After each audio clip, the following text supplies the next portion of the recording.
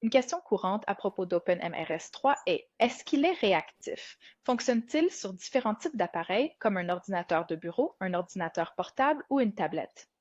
Et la réponse est oui. Regardons comment cela fonctionne.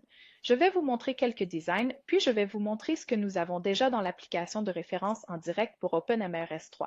Donc, comme vous pouvez le voir dans nos designs, vous avez peut-être déjà vu des captures d'écran comme celle-ci. Ceci est l'un de nos designs pour ordinateurs de bureau. Cependant, ce que vous ne savez peut-être pas, c'est que tous ces designs d'ordinateurs de bureau étaient à l'origine des designs basés sur des tablettes. Tout au long de notre processus de conception 3.x, nous avons suivi une philosophie de conception priorisant la tablette. Et la raison en est qu'il est reconnu dans la recherche UX que, typiquement, si vous concevez d'abord pour l'ordinateur de bureau, plus tard, vous finissez par avoir une sorte de dette d'expérience utilisateur et vous devez repenser comment les choses devraient apparaître afin de s'adapter au flux de travail basé sur les tablettes. Donc, nous avons commencé par tous nos designs en priorisant la tablette et progressivement, nous nous sommes assurés de prioriser Mais également nous avons l'ordinateur de également bureau. une couverture maximale. Cependant, il y a en fait trois cas d'utilisation différents que vous devriez connaître. Votre site peut avoir de petites tablettes que certains de vos membres d'équipe utilisent. Vous pouvez également avoir de petits ordinateurs portables que certaines personnes utilisent. Et vous pouvez également avoir de grands moniteurs de bureau large.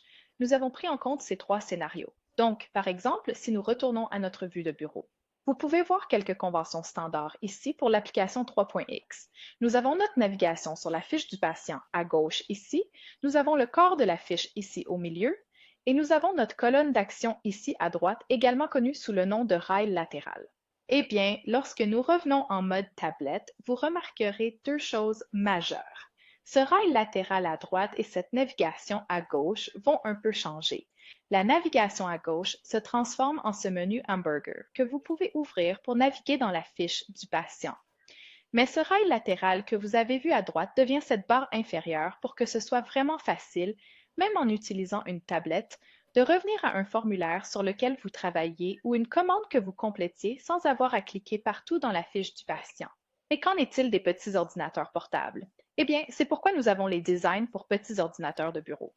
Vous remarquerez que nous essayons de tirer le meilleur parti de l'espace écran réduit en supprimant la navigation à gauche pour qu'elle soit moins présente. Donc ici, la navigation à gauche est ouverte par défaut sur un écran large, mais sur un plus petit écran de bureau comme un petit ordinateur portable, elle se transforme en menu hamburger également. Merci d'avoir regardé. Quand vous ouvrez un formulaire, que se passe-t-il? Regardons quelques exemples.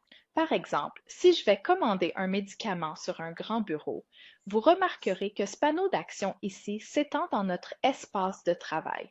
Sur un bureau plus petit, c'est pareil, mais nous avons réduit cette navigation à gauche pour que l'utilisateur puisse toujours parcourir les sections de la fiche du patient, comme leurs médicaments passés, pour qu'il ait des informations utiles à portée de main pendant qu'il rédige sa commande.